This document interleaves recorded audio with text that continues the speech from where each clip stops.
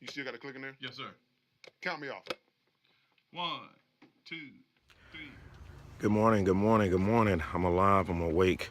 I feel great, and my alarms are not waking me up quite uh, the way they would during the school week, and that's wonderful. I don't want them to. The sleep has been amazing. Makes me reflect back on how much we really store in our subconscious, which causes us to either not be able to get to bed on time or not to really be able to enjoy or get to those higher levels of sleep. But it's awesome.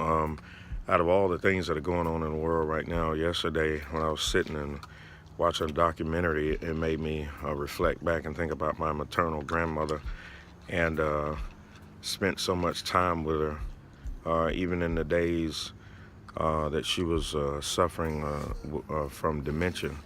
And I guess the thing that I would remember, excuse me, a lot would be when you'd go into a room and you say hello to her and you sit and talk.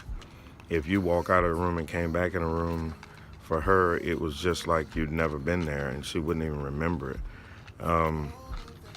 But what I would do, because I looked up to her so much, was that I would act like the same way she would. I would act like I had just seen her.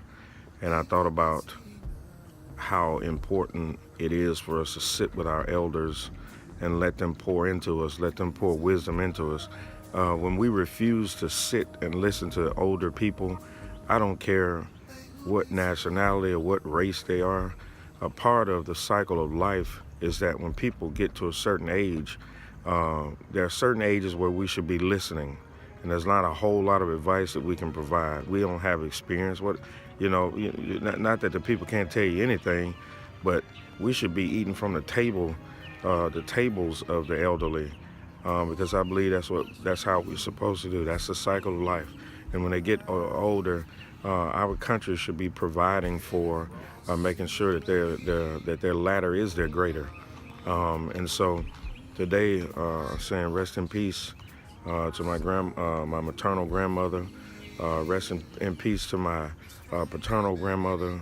My dad's mom lived a little further away, but even in her, what I saw in her was a resilient woman who was so used to being independent that as she went down, as her body started to deteriorate, it was hard for her to stay around. And so when I sat and talked with her, I wanted her to pour out of herself into me, because I knew that the time was drawing nigh that she would not be with us any longer. And I admonish you today, start respecting your doggone elders. And when they're talking, shut your mouth, shut your brain down on trying to respond and fix anything. Just let them pour into you. I'm sticking with this because I think this is wisdom going forward, is let people pour into you who have more wisdom than you do in certain areas, who have lived longer. It doesn't always have to be complex. Some of the most profound things you will hear or ever hear are simple. This is my belief. I'm sticking with this. Peace. Have a good day.